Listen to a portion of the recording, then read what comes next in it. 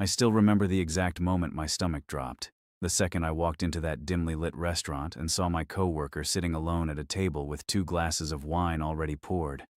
I froze mid-step, convinced I'd somehow walked into the wrong place, or worse, into some kind of awkward coincidence I wasn't prepared for. But then she looked up, smiled nervously, and waved at me like she'd been expecting me all along. That's when it hit me. She wasn't just my coworker sitting at the wrong table. She was my blind date. And I swear, in that moment, every possible worst-case scenario ran through my mind at once. So tell me honestly, if you showed up to a blind date and it turned out to be someone you already knew, someone you worked with every day, would you stay, or would you turn around and walk out? A few weeks before that night, my life was, well, predictable. I worked a steady 9 to 5 at a marketing firm, the kind of job where every day blurred into the next. Same desk, same coffee, same polite conversations about deadlines and weekend plans that no one really cared about. I wasn't unhappy, but I wasn't exactly thriving either. I'd just gotten out of a long-term relationship about 6 months earlier, and I was still carrying that quiet, lingering exhaustion that comes from trying to rebuild yourself after something ends. At work, I kept to myself mostly. I was friendly, sure, but not the type to get deeply involved in office gossip or after-work hangouts. And then there was her, Emily. She worked in the design department, a few desks over from mine. We'd exchanged the usual pleasantries, shared a few laughs in meetings, and occasionally collaborated on projects. She was easy to be around, smart, quick-witted, and always calm under pressure. The kind of person who made things look effortless. But we were co-workers, and in my mind, that line was clear. You don't cross it. You don't complicate your job with your personal life. So when my friend Jake insisted I needed to get back out there, I resisted at first. He kept pushing, saying I was stuck in a rut, that I needed something new, something unexpected. Eventually, I gave in, not because I was ready, but because I was tired of hearing him say I wasn't. That's when he told me he had someone in mind. A blind date. I hated the idea immediately. I'm not the kind of person who enjoys walking into the unknown like that, especially when it comes to relationships. But Jake was relentless. He swore this girl was perfect for me, funny, kind, exactly my type, whatever that meant. He wouldn't tell me her name or show me a picture, said it would ruin the magic. I should have known right then that something was off. The whole week leading up to the date, I felt this strange mix of anxiety and curiosity. I kept imagining what she might be like. Would we have anything in common? Would it be painfully awkward? Would I regret saying yes? I even considered canceling more than once, but something stopped me every time. Maybe it was the smallest spark of hope that Jake might actually be right. The night of the date, I got there early. I always do when I'm nervous. I sat in my car for a few minutes, staring at the restaurant entrance, trying to calm myself down. It was one of those cozy places with warm lighting and soft music, the kind that makes everything feel more intimate than it really is. I took a deep breath, checked my reflection one last time, and went inside. And that's when everything changed. I stepped through the door, scanning the room, and almost immediately my eyes landed on her. Emily. Sitting at a table for two, looking down at her phone, completely unaware of the internal chaos she was about to cause me. My first thought was that this had to be some kind of coincidence. Maybe she was meeting someone else.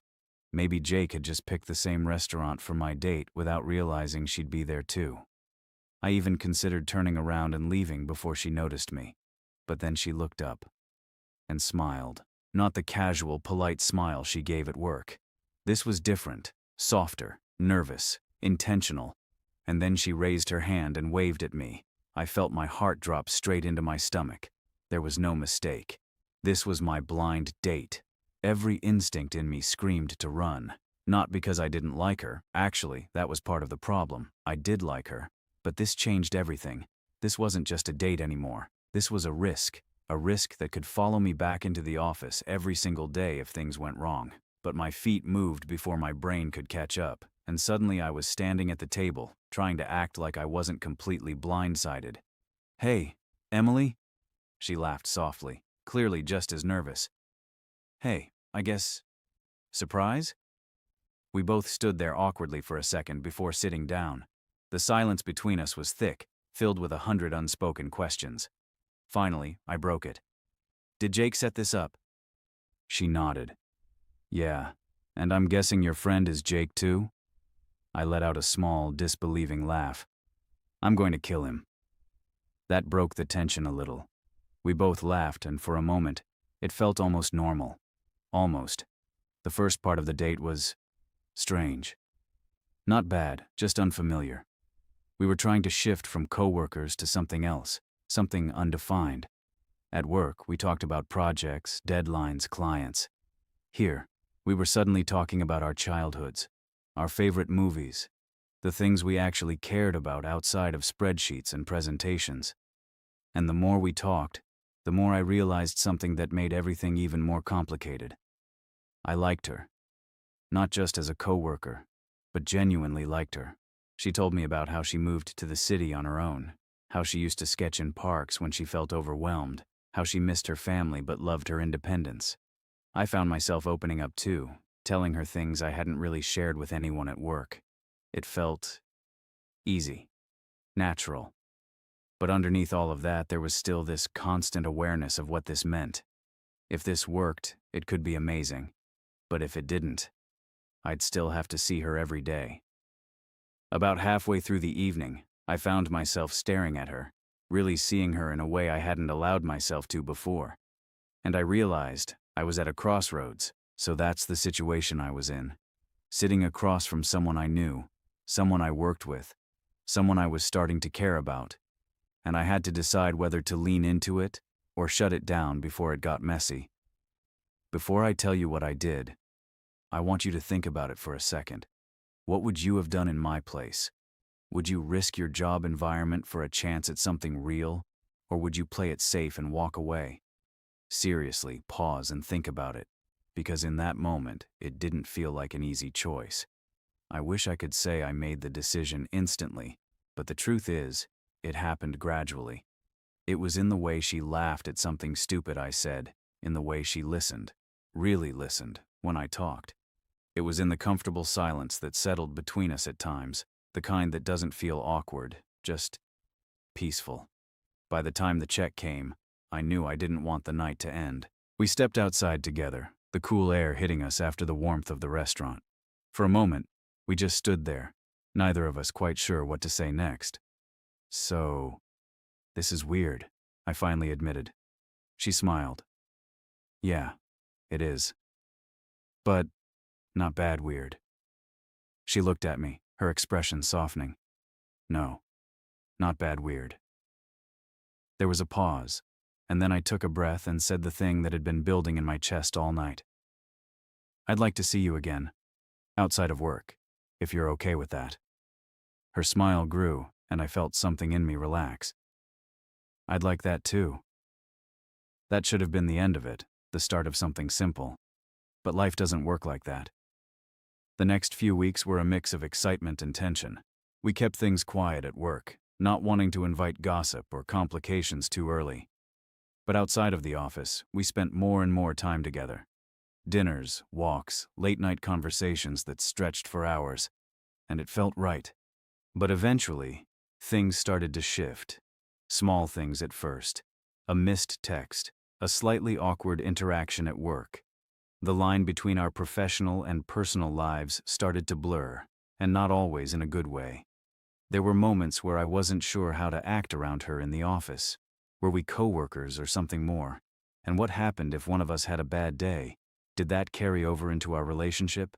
The real turning point came during a big project at work. We were both assigned to it, which meant working closely together under a lot of pressure.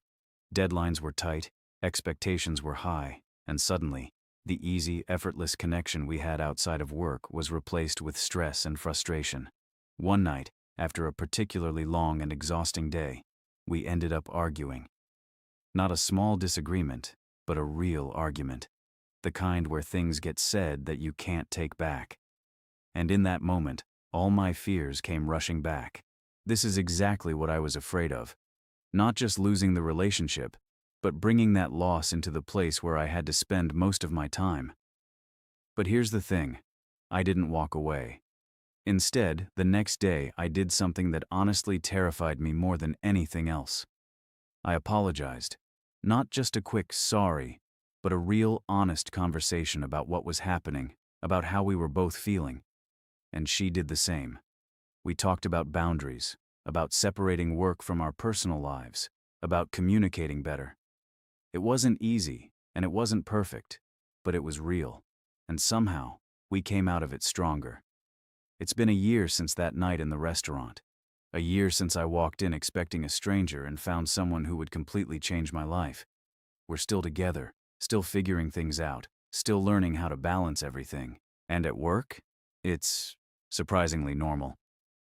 We've found our rhythm, our way of being both coworkers and partners without letting one destroy the other.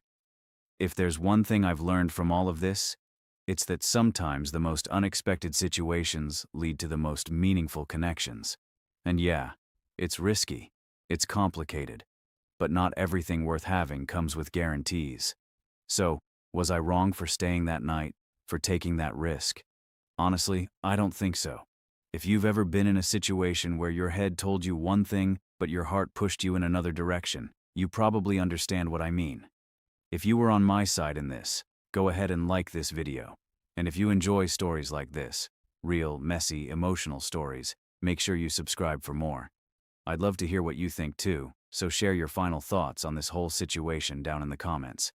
Would you have done the same, or would you have walked away? Thanks for listening. I'll see you all in the next story.